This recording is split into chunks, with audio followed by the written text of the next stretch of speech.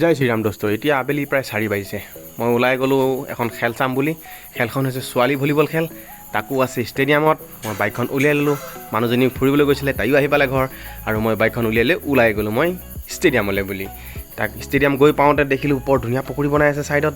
বাহ, বৰ ধুনীয়া। মই উভতি আহি পকৰি খাম, আগতে খেল চাই লওঁ। তাৰপিছত মই ষ্টেডিয়াম গৈ পালোঁ। ষ্টেডিয়াম গৈ পাই দেখিলোঁ কোনো অহাই নাই, আৰু 2-এজন আহিছে ষ্টেডিয়ামৰ মানুহ। বোলো খেললৈ অকণমান অপেক্ষা কৰিব লাগিব। তাৰপিছত আৰম্ভ হৈ গ'ল ভলীবল খেল। ছোৱালীহঁতে প্ৰেক্টিছ কৰিছে, মই তাকে চাই আছোঁ। পিছে হৈ গ'ল আৰম্ভ ভলীবল খেল।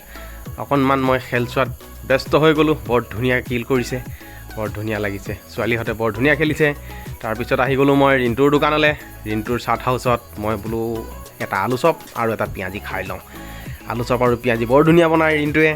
মই ধৰি ল'লোঁ, এক কামোৰ মাৰিলোঁ, তাৰপিছতে খালোঁ মই আলু চপটো। আজিলৈ ভিডিঅ'টো ইমানতে সামৰিছোঁ। কালিলৈ লগ পাম আন এটা ভিডিঅ' লৈ। আজিলৈ বাই বাই।